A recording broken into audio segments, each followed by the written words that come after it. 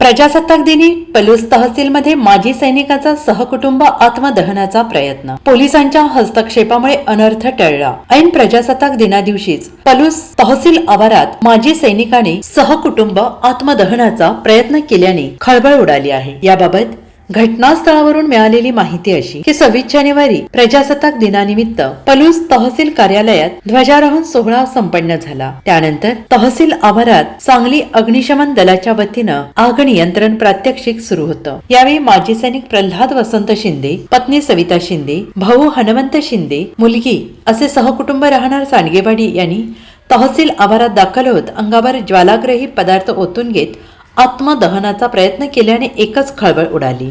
अचानक घडलेल्या या प्रकारामुळे सगळ्यांची धावपळ उडाली आहे. त्यामुळे तहसील परिसरात मोठा तणाव निर्माण झाला आहे.